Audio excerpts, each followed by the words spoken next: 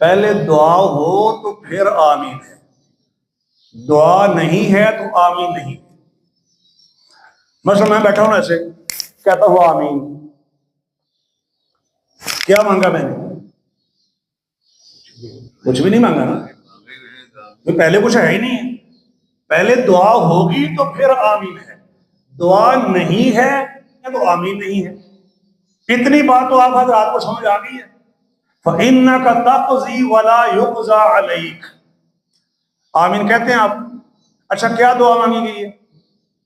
اے اللہ آپ ہی فیصلہ کرتے ہیں، آپ کے خلاف کوئی فیصلہ نہیں ہوتا۔ دعا تو نہیں ہے، دعا نہیں ہے تو آمین بھی نہیں ہے۔ إِنَّهُ لَا يَذِلُّ مَنْ وَالَيْتَ، اللہ سے آپ دوستی کریں اسے کوئی کمزور نہیں کر سکتا، اسے کوئی ذلیل نہیں کر سکتا۔ آپ کہتے ہیں آمین، کیا مطلب اس کا؟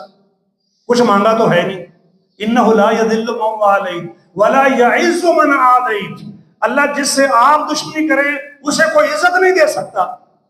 یہ تو آپ عقیدہ بیان کر رہے ہیں، مانگ تو کچھ رہے نہیں ہے، تو یہاں پر کہاں سے آمین آ گئی؟ تبارک ربنا وتعالیت، اے ہمارے رب آپ بابرکت ہیں اور بلندیوں والے ہیں۔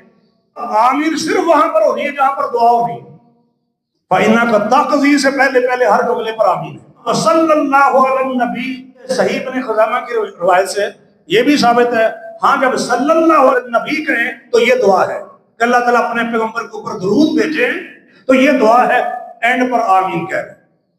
تو یہ ہے طریقہ۔ میں نے جو بات آپ سے عرض کیا وہ یہ ہے کہ پہلے دعا ہے تو پھر آمین ہے۔ آمین دعا نہیں ہے، استجابت دعا ہے، دعا کی قبولیت کی دعا، یوں کہہ لیں آپ۔